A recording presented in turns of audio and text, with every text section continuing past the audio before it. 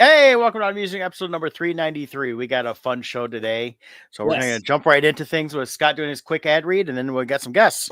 All right. Team Titans Real Estate, you know the pitch. Posting the phone number there. We just had daylight savings time kick in, which means people start turning to real estate. We're already getting calls for people wanting market analysis on their home. So if you're looking to buy or sell, give us a call. This is not the same market as last year or the years before. Things have been in a state of flux there. So you want people who are on top of it and can give you up-to-date strategies that'll work for you. Give us a call, 586-232-5144. Team Titans. All right. Well, let's just get right in here. Welcome to the stage, Randy Zimmerman, returning guest, and Russ Leach. Hey, guys. Hey. Welcome aboard. Glad to have you guys here. Randy and I talked a couple weeks ago at the Great Lakes Comic-Con about the current crowdfunding you guys got going on. Yeah. So we thought we'd have you guys on here, talk a little about what you guys going on there. I know the Shadow Kingdom was the first one, and now we're into it, Atlantean, and this is book 2 of Atlantean coming out. There it is, Shadow Kingdom. Got that one great. I missed the Atlantean. I'm not sure how I missed that, but I picked it up from Randy. There you are. So yep, I got mine too. Love it. Great read. Great read. Thank you very much. Love this the way you guys are handling that story. And I swear, reading these books from you guys as we get into here, it takes me back to being a kid and even reading just the comic strips of some of these great, adventure comics that they used to get in the newspaper. That's why I look forward to the newspaper every day. Nobody wanted the news. I wanted them 2-3 pages of comic strips. Yep. That's it. Thank you. That's the best compliment we could get because it's exactly what we're trying to do. Excellent. So I guess we're going to start it. Let's start with the Shadow Kingdom because that's where it started at. How did this get started for you guys? It was all Russ's fault. Okay. So I do a podcast twice a week where we look at old comics and have great conversation, just like here at Odd Musings. But Russ mentioned to me that he's a big fan of John Buscema's work, especially on Savage Sword of Conan. Mm-hmm. So I said, well, why don't you take one of the Howard stories that's in public domain and just adapt it? And he goes, why don't you find a Howard story in public domain and adapt it for me and I'll draw it. So I said, okay. So one of my favorite Cull stories, was Cull. The more I researched, though, the more I realized that the copyright laws are funky. Anybody who starts dipping into them knows that they like to move the bar every couple of years or so on these copyrights. Damn. So the Cull story I really, really wanted to do was not in public domain. So I did more research and found that the only Cull story that was in public domain, well, there are 2 stories that were in public domain, but the very first Cull story was the Shadow Kingdom that was in public domain. And I read it. It was a great, great story. Reread it, actually, because I read it when I was a kid. And I said, well, let's do Shadow Kingdom. So that's what we did. Okay. So. And now Cull, I was more familiar with Cull. I remembered it in some of the books and comics over the years, but really they did a movie years ago, Cull the Conqueror. A very badly done Kevin Sorbo movie, yeah. Yes, yeah, it was not very good. You can find it. You can find it on Pluto and Tubi, and if you look hard enough, it's all those free streaming services. There's a reason why it's free. Yep, and it's a great movie to sit there and be just drinking and don't want to have to think. So that's exactly what it is.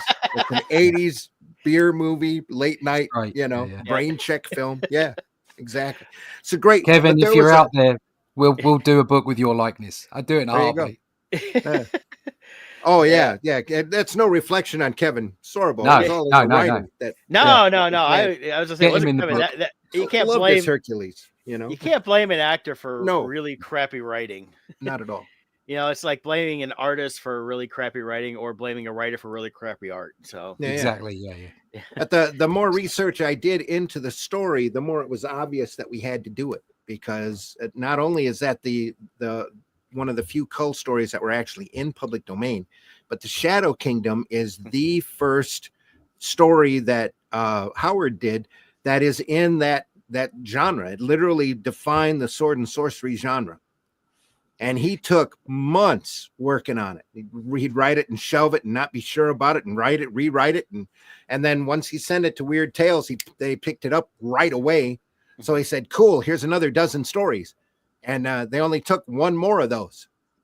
And the rest of them they rejected. And I'm not sure why, because some of those stories are just absolutely incredible. And the one that they did end up printing, I think is probably the other one that they printed was probably Howard's, I would say, clunkiest story out of all of the Cull stories that I've read.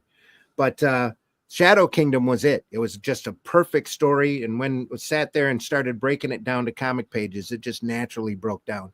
And luckily we had room to stretch the story however it needed to go. We weren't under, a floppy page confinements of only 24 pages. And we took it out to 56, I think. No, 69 pages. 69 pages. Russ would know. Russ knows that because he did every last one of them. And it turned out incredibly, incredibly good. So Russ was happy with that a lot. And he goes, okay, what are we going to do beyond this? Let's take the characters and run with them. So and that's what I love that you're doing that. Yeah. So go ahead. I thought I'd do a road trip with them.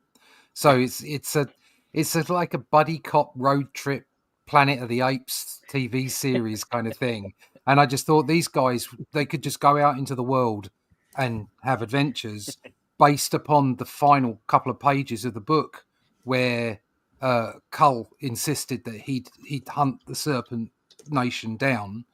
And there's a small but very, very short monologue by Brule to say what a fantastic guy he is and he'll do what he says. And I thought, well, why don't we just take them out there incognito so they don't know that he's a king, and just have fun with it.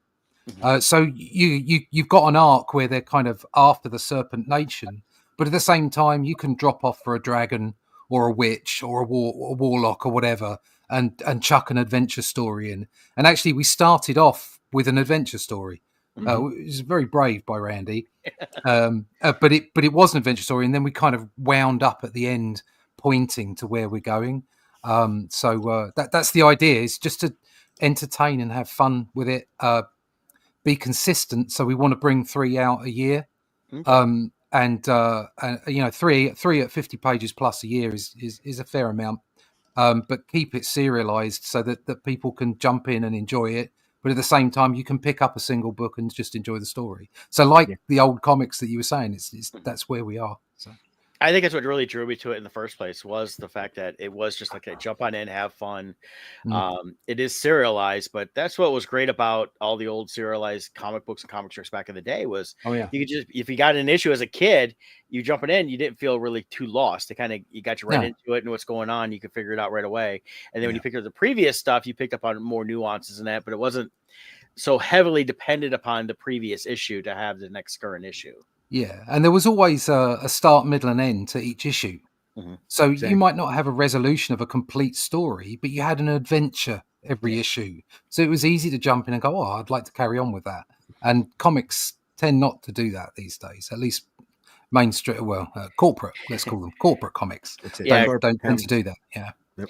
Yeah, and that's what I've always liked about the independent genre. And for the decades I've known Randy, that's been, I think, part of our allure to each other is both working in independent comics, creating stuff, and wanting the fact that I want someone to pick something up and I may not see them again for a year or two sometimes, but they remember that one issue and they had a story there, but it doesn't leave them hanging so far that they can't, come back and say, okay, I'm ready for more, or what happened next. I don't know anything else because I got left this big cliffhanger, But sometimes it's not bad to have a little bit of cliffhanger leading into another major story arc, but you don't want it so bad where people going, you didn't tell me anything. You just led them up to a cliff.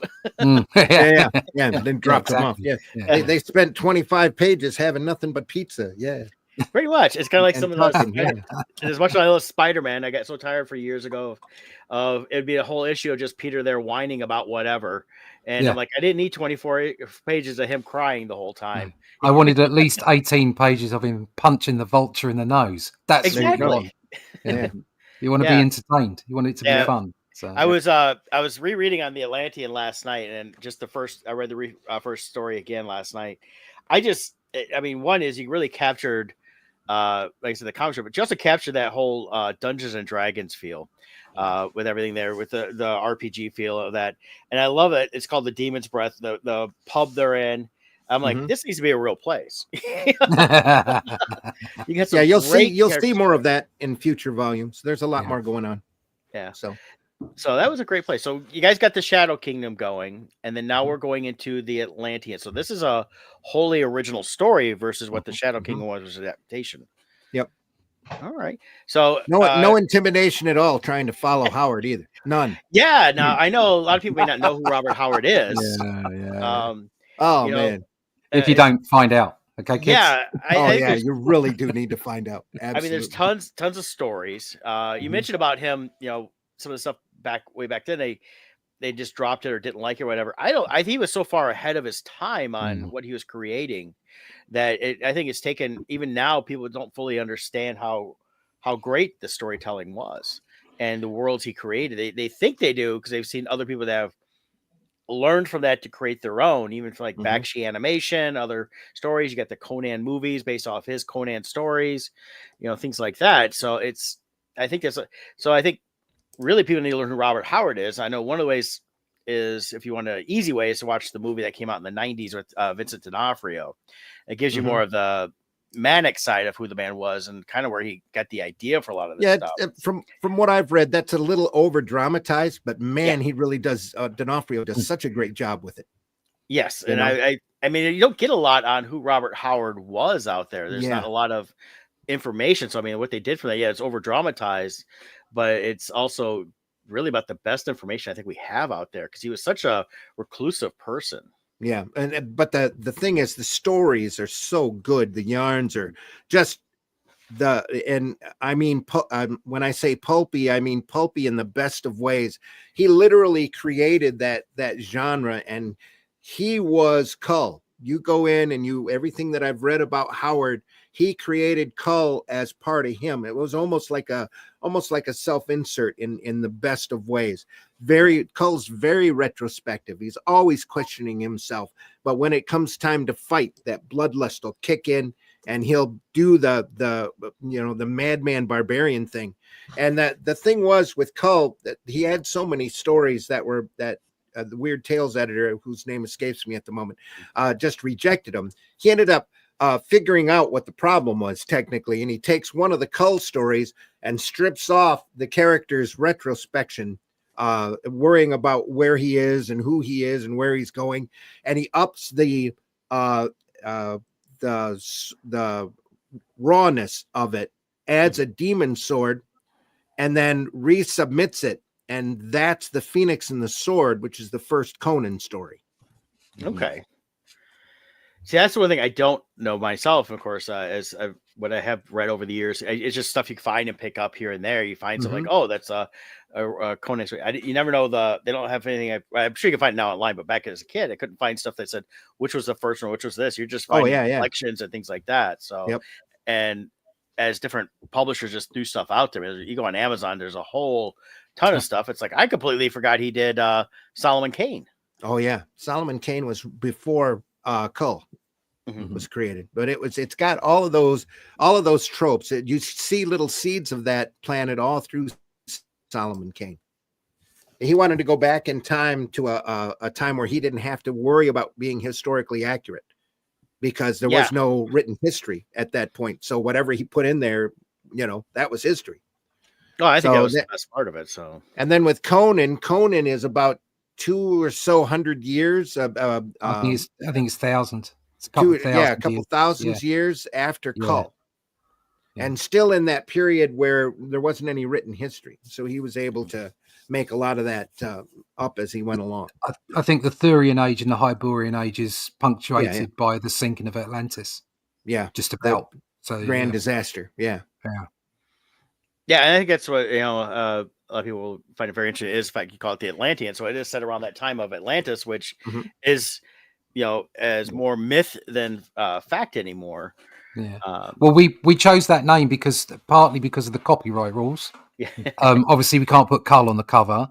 You have to be careful putting Robert E. Howard's name on the cover. You have to make sure that people know it's not written by him. It's just inspired by him. Yeah, I think you guys had it was We had continuing in the first one, and we got yeah. inspired in the second one. So you have to be very explicit about that. And they were, was it Ablaze did the Cimmerian, Yeah. which is effectively Conan because they couldn't put Conan on the front. Mhm. And we've effectively done the same thing. We've just called it the Atlantean.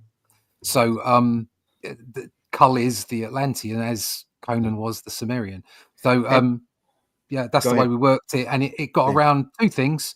First off, it's an interesting name. It kind of is quite snappy, exactly as you're saying. It causes Atlantis is always this dreamy concept, and then on top of that, it got around all of the copyright issues as well. I mean, we are in public domain territory. We're very explicit about that.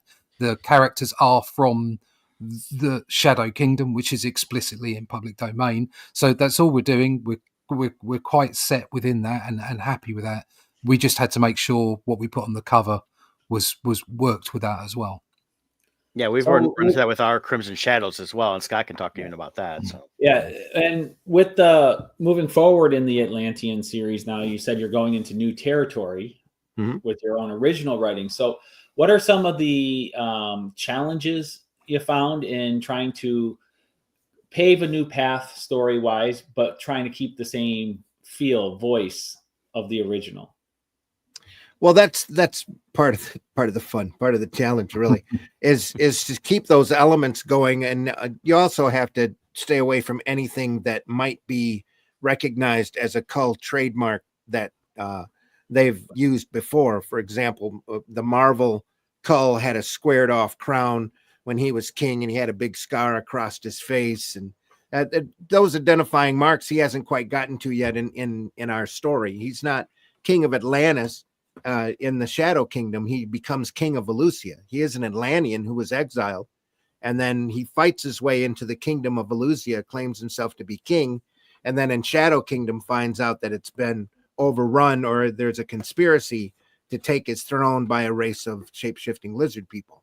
And that's where all the shape-shifting lizard people myths started springing up from as well. There's a few all through history, but Howard really solidified that into the lizard people thinking that you get today. Yeah. But those elements we try to stay consistent with and try to tie back to Shadow Kingdom as much as we possibly can, and stay away from all of the other elements. The other stories that Howard wrote, he's a king, he's in either Valusia or becoming king of Atlantis, and we still have a lot of time in his timeline before that happens. So when you're writing, are you keeping in mind that further mythology he's created so that you're sticking to what is considered canon in his writings, so that you don't counteract anything he wrote? We don't want to consciously do that, but and there are a couple of key elements that I'm aware of in the stories that I'm staying away from. For example, no talking cats. So I have threatened a talking dog though a couple of times, but yeah, and there's another story that he did, the Mirrors of Zun Thun, that we will be adapting into our storyline in the 4th volume. Nice. And we'll be using elements from that as well in the future. So, and there's a couple of really good keys on that as well. But on top of that, we're just making our own universe out of that, and blazing, introducing some real interesting characters and blazing a trail off from there. So, nice. Brett, I'm going to put up the Go Fund My Comic page so people can see that. Yeah. And I'll drop the link in again. Fund My Comic. Yep, 77 backers already. Excellent. We picked another one. I grabbed mine this morning. Oh, sweet. Thank you so much. Yeah, I jumped on it last week when I got a chance to hop on there. We do go out to retail, so obviously you want people to back it on crowdfunding, because more of the money does come to you. I mean, that's what it's all about. However, saying that, readership is the most important thing to us. Once the campaign ends, we will be available as an online shop through Fund My Comic, through Arrow, but also it goes out to Barnes and Noble, Amazon, whatever, yeah. so people can pick it up. Sometimes it's just that much cheaper. If you're if you've got a Prime membership, then you can pick up postage for free, that kind of thing. So we just want it in people's hands as much as possible. That said, if you back the book at the source, at Fund My Comic, you get your book before it goes to retail. So everybody gets their packages before we promote to retail. And also, it's a slightly different print. So whatever we print in this first run is unique. So if we print 250 books, there's 250 books that have a specific look to them. Okay. It might be color changes. It might be an extra pin up. It might be any number of things it could be. And in this particular case, we're also giving away a free print of the front cover. And I think that's probably something we'll continue to do, so that it gives backers that special aspect. So they feel like they're an early adopter. They've helped us out.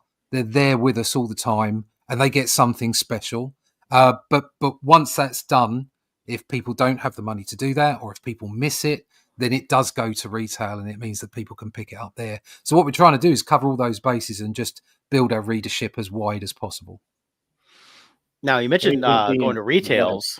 With the retail, with the shakeup now, Randy has been very vocal over the years on Diamond. Yeah. You can if you can find Spank the Monkey, there you go.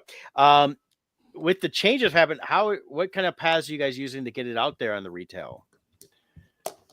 Well, we're tied into Critical Blast. Critical Blast puts us up on the Ingram book ordering system. So any independent bookstore really that uses the Ingram system, which is a really popular book distributor, can order the Atlantean for them. Yeah, but on top of that, Critical Blast has a large library of books that they've put together that they also offer the Atlantean over at criticalblast.com.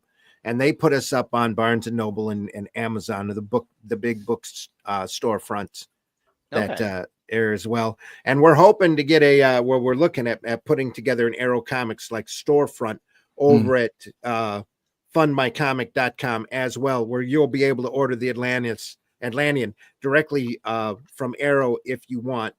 But also every campaign that we do, we offer a catch-up tier on, so that you'll be able to, no matter what volume we're on, you'll be able to get the entire library if you want, all at once, mailed to you through the GoFundMe campaign. Yeah, now you mentioned or not GoFundMe, excuse me, through the Fund My Comic campaign. I mix them up all the time. Oh yeah, it's all Fund My Comic campaign. Yeah. It's a GoFund Kickstarter. Yeah. So, I mean, now the size you guys went with is the magazine size. Now, was that partly because of looking at distribution versus going comic wise, or is that just because you wanted the size of the pages? It was an artistic, creative choice by all of us. We wanted to do something slightly different. If I'd have had my way, it was printing restrictions meant that we had to go with A4, just 297 millimeters by 210 millimeters by 297 as a European standard. But it's also a magazine standard as well. If I'd have had my way, it'd have been slightly squarer, and it would have looked exactly the same size as the old Conan, Savage Sword of Conan magazines. But because of the way Ingram Spark work, we had to go with A4. But we were quite happy with that. The cover stock was good. So it's like a sort of a, I know that you don't like this, Randy. It's kind of like a bookazine, that kind of bookazine. So it's like a magazine, but it's slightly more graphic novelish as far as the paper is concerned. It's really in the size of those great European albums that you see, album like heavy metal printed, beautifully trade paperback, square bound. It's just, and the printing job that they do is absolutely the print awesome. is great. Yeah, but it was a creative choice. We wanted to do something slightly different. Yeah. Okay, I was kind of curious on that because I did feel like a heavy metal magazine the first time I got it. So that's the idea, and I like that because in fact, heavy metal, which is coming back, is doing the same thing. I backed their crowdfunding on that. So I think this fits great, and what I knew from back then and what should be coming back is people need to start embracing this type of storytelling again. I believe so. There used to be a lot more out there years ago. You can just pick up. I've lost track of even remembering some because I'd pick up like one issue here or there and have some great independent comic stories. You'd never see it again because bookstores wouldn't carry it. But Yep. it's great to hear that you guys have this out there in the bookstores. So with the campaign, I think Scott had a question. Scott, you have a question? Oh, I'm getting old. I forgot what my question was. Oh yeah, we're all carrying some decades here. So yeah, it happens a lot. Yeah. We're not Kickstarter, we're not Indiegogo or GoFundMe for a reason. We're Fund My Comic. That was a platform created by Luke Stone in order to give everybody who does comic campaigns a fair and level playing field in order to get out there and be seen. And if you get up on just the front page of Fund My Comic, we're like number 2 listed on the on the main page. Then that's because we're an active campaign that people are still buying into. That any active campaigns go onto the front page, and so that everybody can see what's hot and what's going on. So yeah, they do a great job. Very with equal playing field. Yeah, very well. It took Luke a long time, and frankly, it took a lot out of him to get it up there and done. But it was something that he felt that absolutely had to happen, especially with the way that a lot of people are being treated or had been treated in the past by Kickstarter and Indiegogo. We needed a platform just for comics, no little electronic devices or movie backing or anything like that. It's all comics all the time. Fundmycomic.com. Yeah. Nice. Yeah. Well, let's talk about the campaign a little bit. Scott's got it up there on the screen. So I know you've got you get the A4 print with that. So let's see what else we got, Scott. Okay. So I'm scrolling down. Let's see here. These are the different rewards on the side. So as well as $15, you can get your issue 2 of the Atlantean. This is the catch-up reward you had talked about. $25, you get issue 1 and 2. Very nice. On the left side here, there's sample pages of the interior art. This goes back to what Brett was saying, how it's for me, it's like comfort food, the art style art in here, because it's like what I grew up on, Yeah. And you're doing Russ, you're doing an ink wash on this, correct? Yeah, I actually use a Copic grey marker. I've tested a few bits and pieces, and because of the paper that I like to use, I can't go full on with an ink wash.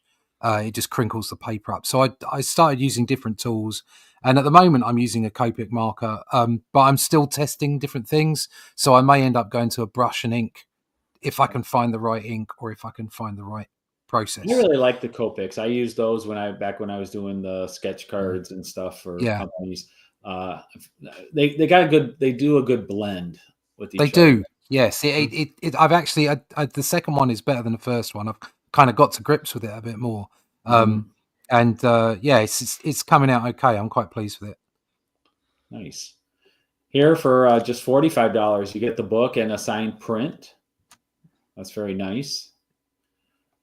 Every issue, one of the things we do is every issue I will pencil the cover, and then I will get outside talent to paint it. So the first one we had Marco Freire, who does work with Red Dragon publisher, who's taken our book to translate into Portuguese in Brazil. Oh wow! So we had him do our front cover as well. He did the painted cover for Shadow Kingdom, the retail version. So I pencil the cover. I get outside. This time it was Ink Spots, a guy that I've done some work with before, and Only Death Could Save Us. And I do an inked version. So on the inside front cover, you get the inked version, and on the outside, you get the painted version. And we always do a tier where you can pick up a signed black and white print.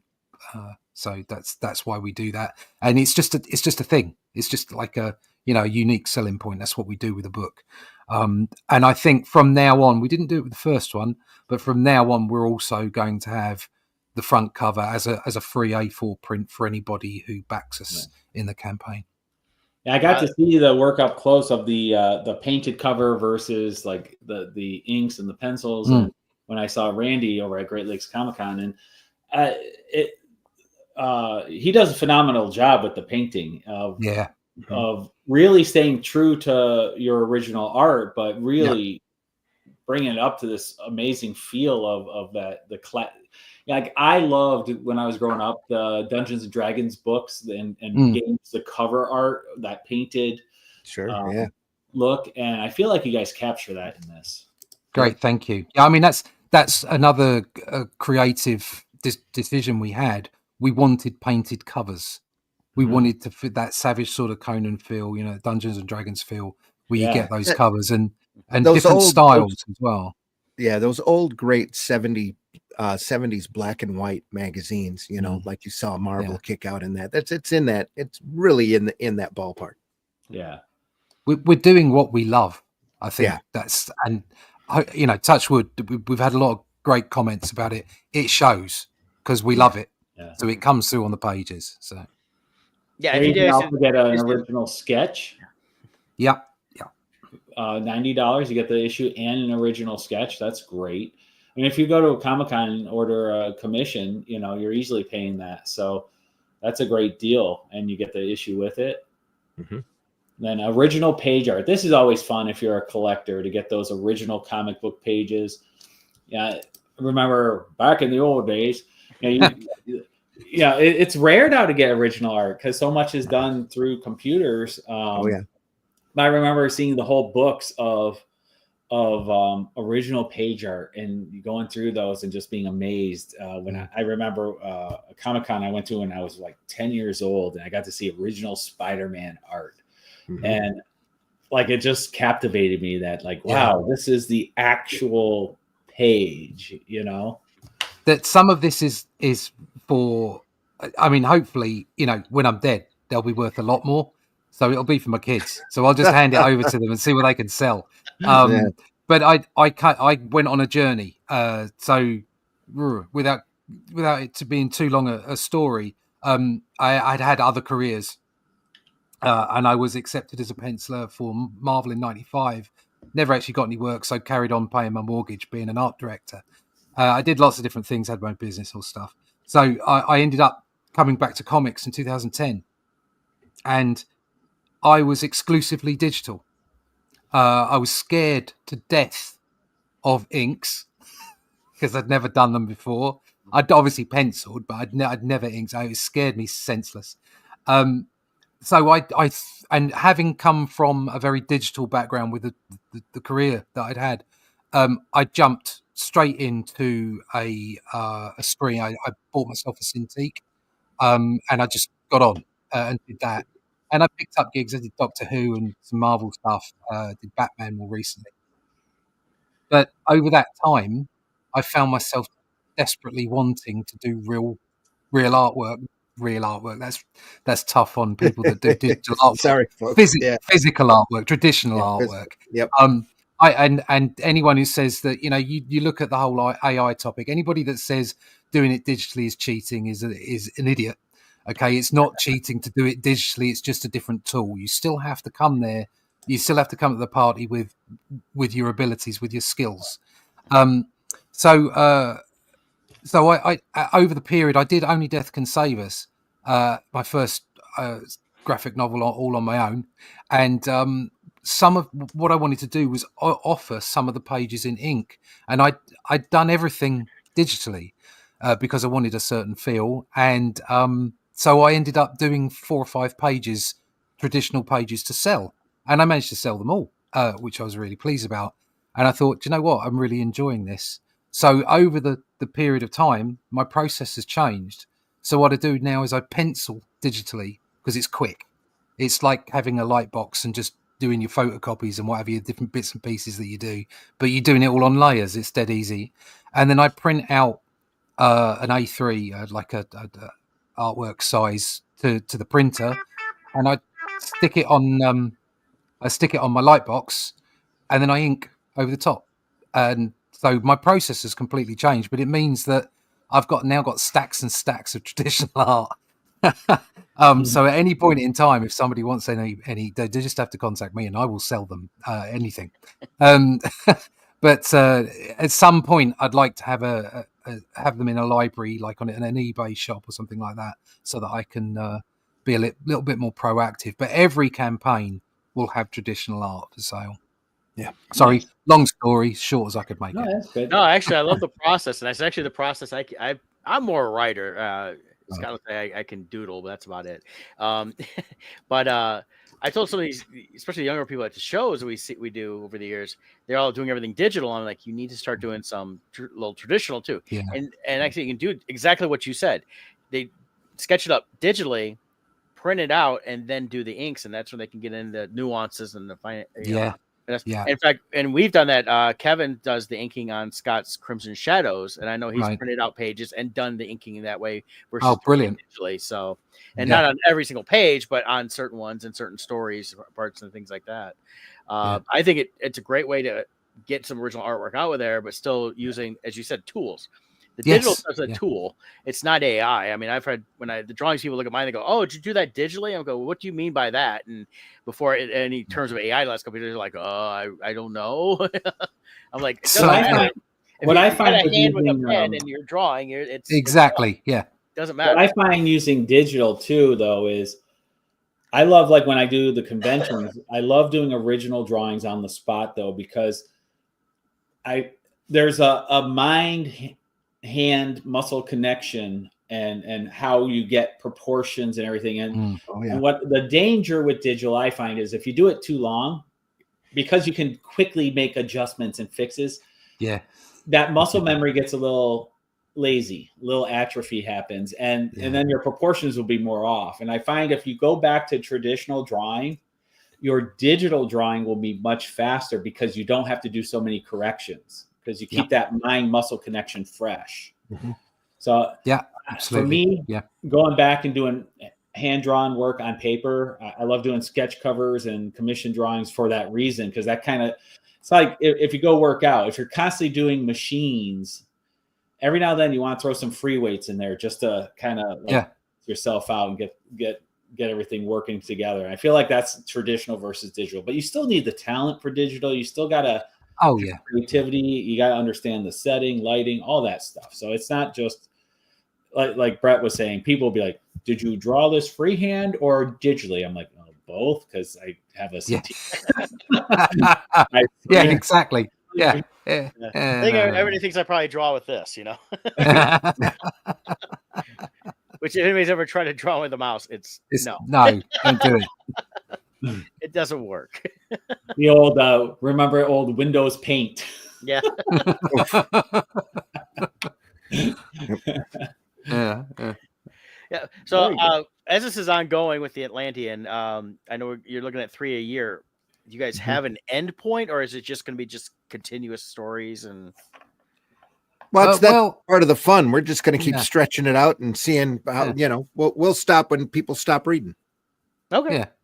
Yeah. I'd really like. I mean, some of this is about having a legacy, and I don't mean that in the very cliquey way. I mean, I'd really like to apply myself to something, and have some length to it, and have a body of work that I can leave. I'm not the kind of person that needs to be famous. I don't need you to know my name. I'd just like you to read the book and appreciate it. And if somebody can be inspired by it, even better. That's the point. Is if you can leave something like that, but also feel like you've done something. I did a 2-year run on Doctor Who, but that was penciling and inking. I only got some color, so I've done that's the longest run. I did 5 years on How to Draw the Marvel Way, but that wasn't strip. That was licensed work every month.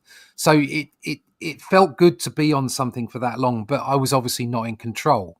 I'm not the editor. I'm not the BBC or Marvel or whoever it is. We're in control of this.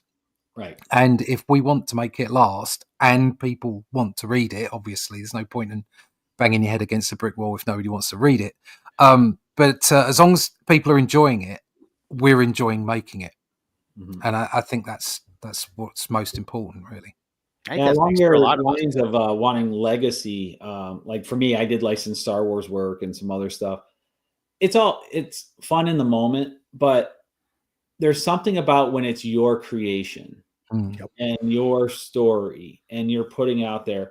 And yeah, you don't get the reach that those franchises get.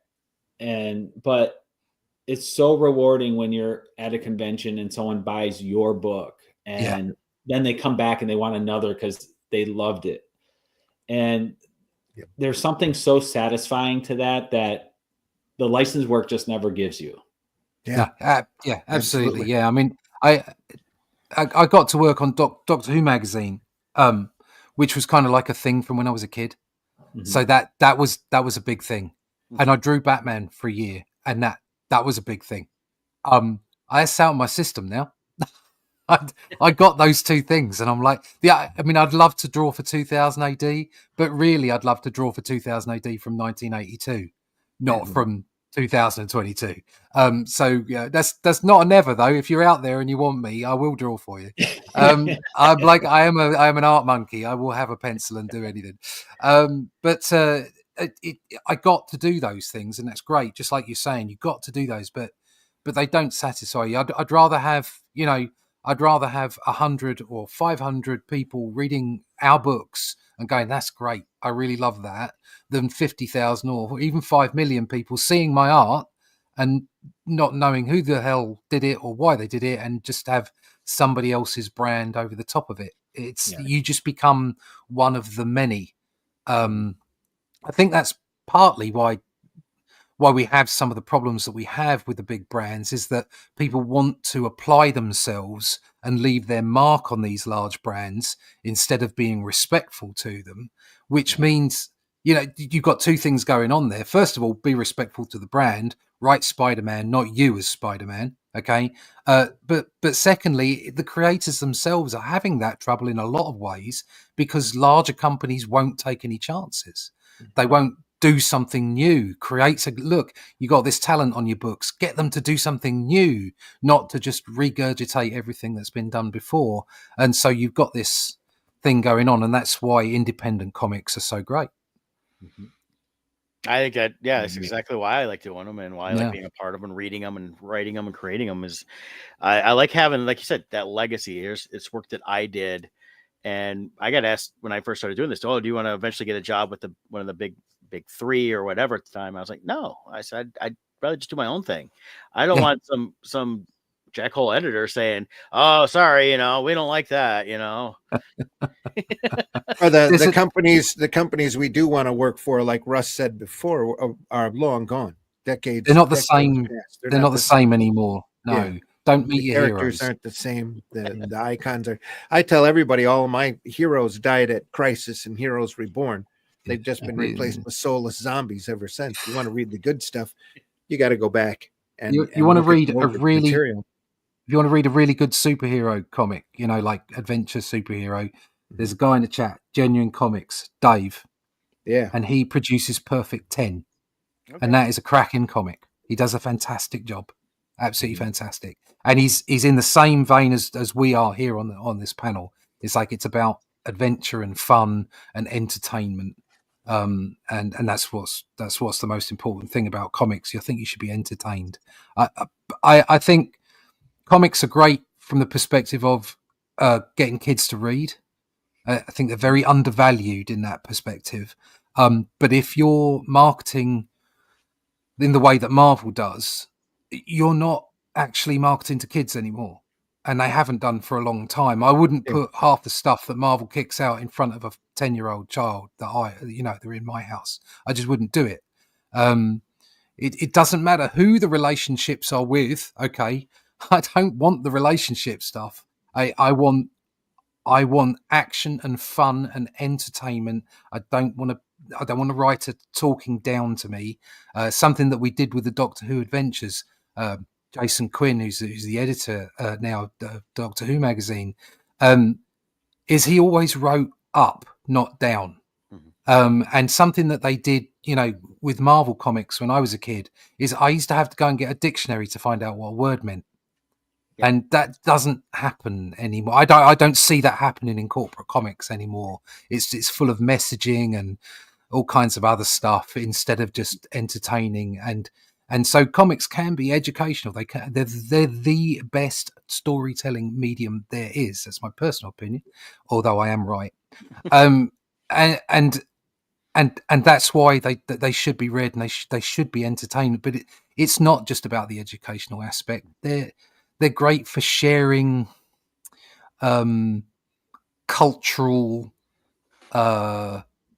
viewpoints. So not talking down to people, not telling people what they should think, just sharing a cultural norm, if you like, in some ways. Like good versus evil, like just archetypes, and that's why entertaining comics that entertain are the best kind of comics. Doesn't mean that there shouldn't be comics about everything. Of course there should. Europe is a great, and Japan are great examples of that. You get comics about anything in Japan. I think manga do like for golf, stroke, fishing. Yeah, it's like they do all kinds of stuff. And there should be comics should have all kinds of genres. But if you're going to do action and adventure, or Dungeons and Dragons adventure, science, whatever, make it entertaining, because that's what it's there for. That's why people are going to pick them up. And right now, I think there's such a desperate need. I think there's such a desperate need out there right now for heroic fiction, where you have characters that are fighting unbelievable odds and winning or losing, but the idea is fighting, and it's the adventure that's the entertainment. Yeah. And with that, it gives you something to inspire to. These heroes. Yeah, I think Scott's got a slight delay on us because I do. I think it's okay. But what you said about the heroic adventure, we need that. Scott and I talk about it on our show quite a bit with different movies and different stories, things like that. Is all these storytelling have gone to make the villain almost the hero. We need to go back to having really proper villains. Oh yeah. And I it's like we talked a few years ago when the second Maleficent movie came out. I said, I watched the first one. It sucked. So I wasn't going to watch the second one. And I said, they took a really good villain and they tried to humanize her and make her the victim. Yep. And I said, we need to go back to having really good villains. Superman, Lex Luthor. Lex Luthor doesn't need to be a hero. He's a villain. That's what you want him to be. Things like that. Spider-Man, when he goes after Green Goblin, Goblin should be a villain. He doesn't need to be this victim that, oh, sorry, it wasn't his fault. It was, Joe Schmo who picked on him as a kid. No, get back to the good heroic adventures where you, like I said, the good versus evil. Cause that's in the real world, there may be some mix here and there, but realistically you see good and you see evil. Yeah. Yeah. Well, if you want to do story about archetypes, you shouldn't be mixing them up. There's, that you can't blend them like a color tree. They're distinct from each other. So I think, looking back and seeing the way that they handled Magneto, he started off as the bad guy, and slowly he became, because of his past, and because of the way that he was shown, displayed in comics, especially through the 90s. He softened. He softened. He's a bad guy, but there's reasons. And it's okay to have one or two stories like that, but when you make everything villain like a misunderstood soul, it's like no, you need the archetype, you need the distinction. This person wants to blow up the world because they're mad and evil, and that's it. Yeah, that's the end of it. Stop them at all costs. That's what you need. Yeah, Scott, you were trying to say something before, so or go ahead, Randy.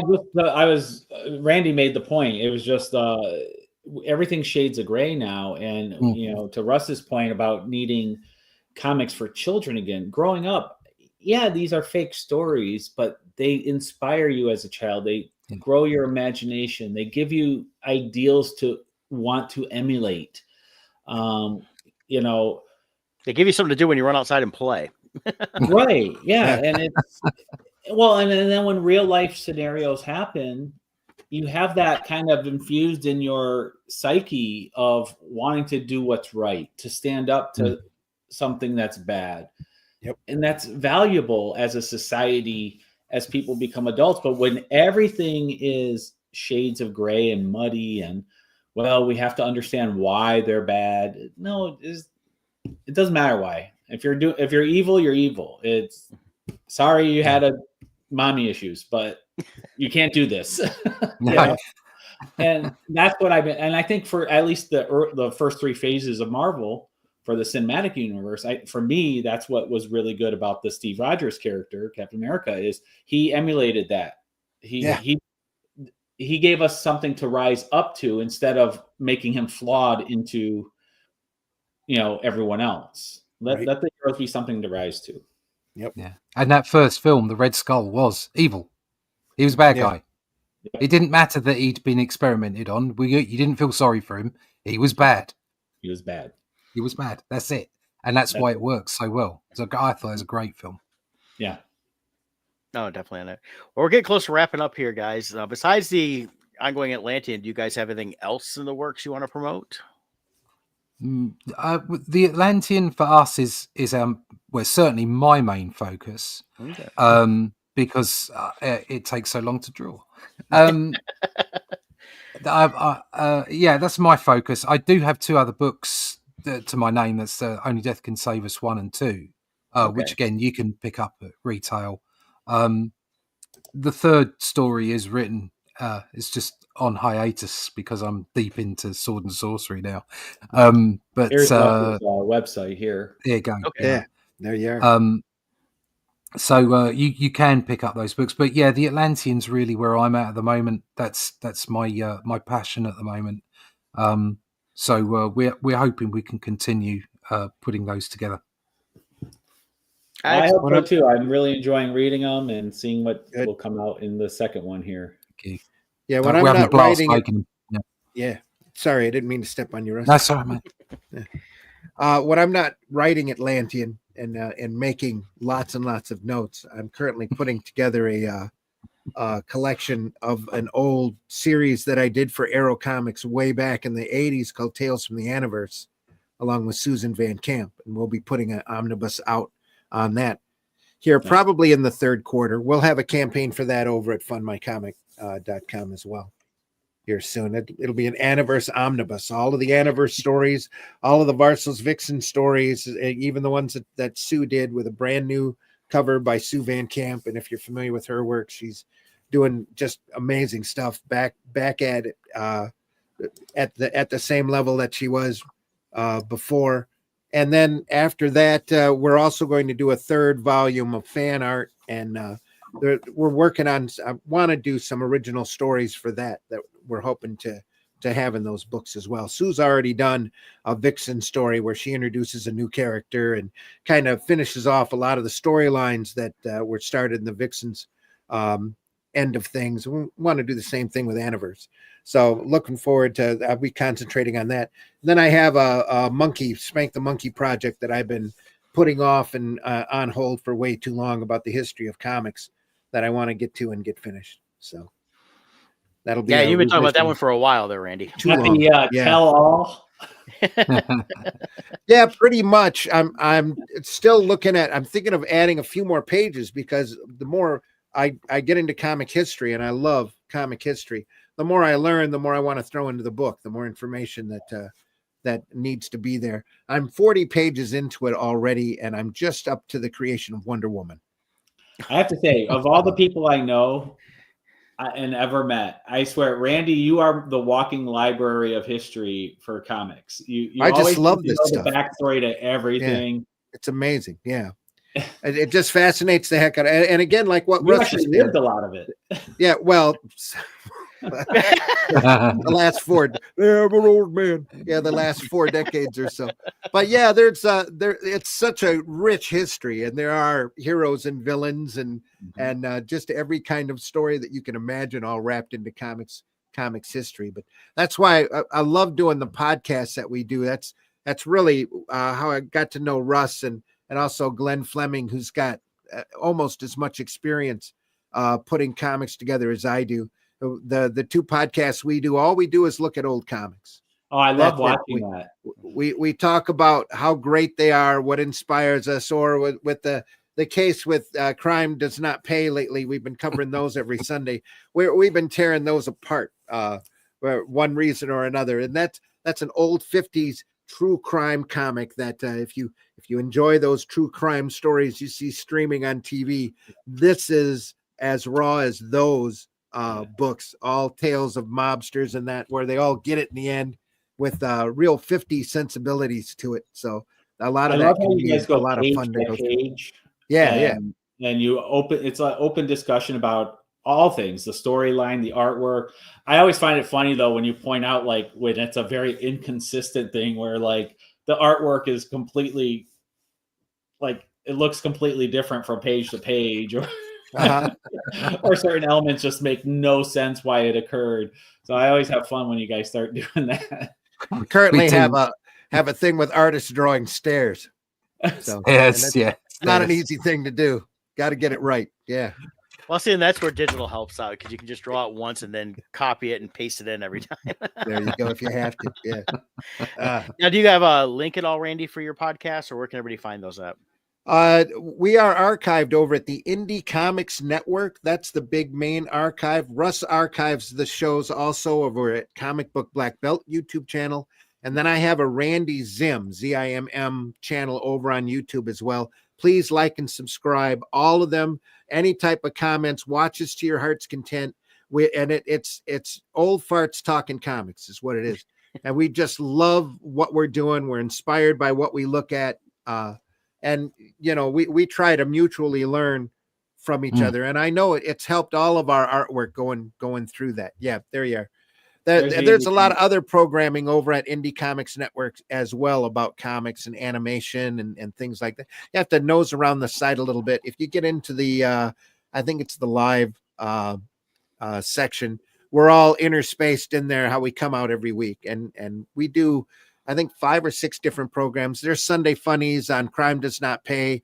We're currently going through Weird Science, the great EC series over at Comics by Night. If you want to catch us live, Comics by Night is 5 a.m. in the morning on Friday, so that we can we catch the British just after tea or morning brunch over there. And I have to drop the wife off to work at 4:30 in the morning, so I figured 5 a.m. was a great time to run a live show. That's when I see you guys. And, I'm an early morning person, so. Oh yeah. Oh, good. Sunday Funnies is live at 9 a.m. every Sunday. And Nice. even if we're at a show, we pre-record a program just so we don't miss that deadline or that time frame. But we're always archived over here, and like I said, Russ is in my channel as well. Majority of our viewership are after the fact anyway. And you don't have to even watch them in order per se, but just look at the wide variety of stuff that we've covered in the past and enjoy yourself. So I think I've got a playlist over at my channel just for our stuff. So Sunday Funnies, especially, we try to cover the more unusual material we've looked at, like the Mars Attacks trading card set, and we looked at a trading card set of Kirby's and unusual formatted books over there. Comics by Night are more the stuff that we really love. We spent like a month and a half going over Mobius and all of the blueberries, 3-4 months going over Watchmen issue by issue, and stuff like that is over there. And we just love doing it, like I said. Yeah, it's great. And we're not monetized or nothing. We don't beg you for money. Any commercials that we run are either for our stuff or they're fake. Although my channel's very close to 1,000, but I don't think it matters anymore, does it? Yeah. No. Sign up. Yeah. I have like no subscribers over on my channel because I don't nurse it the way it should be. But if you go over there, please like or any of those places, please like and subscribe. If you're interested in the Atlantean, issue 3 will be going to crowdfunding in July, and issue 4 will be going to crowdfunding in October. Nice. Any information you want about that, you can sign up to my email list. You can go to russleach.com and just press the button and subscribe to the email list. So if anybody out there does want to find out more about it, just keep up to date with it. That's what you need to do. Well, we'll have you guys back when you get ready to run that again, or after it's running again. Yes. Talk some more about what's going on there. Anytime you guys want to pop on, just say, "Hey, what are you guys doing? Pop me in." Well, like I told you, I'm like a vampire. I go wherever I'm invited. So yeah. Well, the invitation's open anytime. So if you see something you want to pop on and talk about, you just let us know. We're always happy to have you guys here. Appreciate your time. Thank you, Russ. I know. Thank you. Thanks so much for I know having you're me. like 5 hours in the future from us, but hey, thanks for joining us for now in the present. That's great. It's four Thank you very right much now for with having us on. daylight It's savings 4. time. Yeah. Now I can Yeah. go back to my dungeon and work. There you go. I'm You already guys- in my dungeon, but I'm getting back to work as soon as we're done here. So. I got to run for appointments. Scott's probably got appointments because it's a work day for us somewhat. So, Oh yeah. but appreciate you guys. We're going to end the show. Hang out just for a minute. Thanks again. Cheers. Thank you.